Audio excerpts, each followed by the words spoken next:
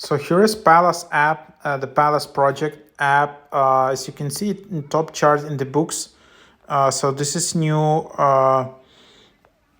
kind of library app. It's a free, easy to use e-reader app that lets you find, check out, and read or listen books from your local library. It's been said that libraries are palaces for the people, and Palace app gives you instant access to your local palace anytime, right from the palm of your hand.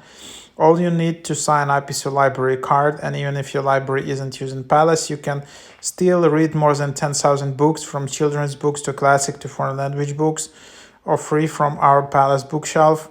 So it's maintained by the Palace Project and not for-profit division of Lee Razish, working with the Digital Public Library of America. So yeah, that's the idea. A lot of people like this app actually. Your library, your journey, browse, download, read. So it only works if you have access to your local library in US. And find your library. Go to the Palace bookshelf for more than 10,000 free titles that you can enjoy now. Read, listen, enjoy. So you need to find your libraries. You can see here is a lot of libraries.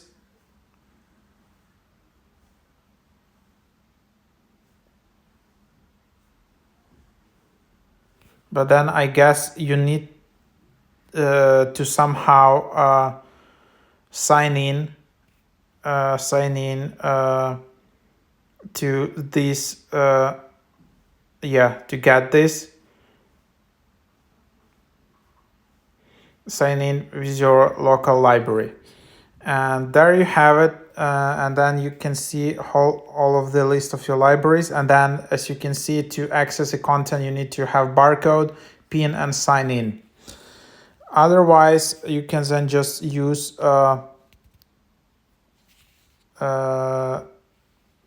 you can then just see your books from just a free version in this Palace app, which still there are like 10,000 plus titles in here. So that's the app. Pretty cool idea. If you like reading audiobooks, definitely try out this app.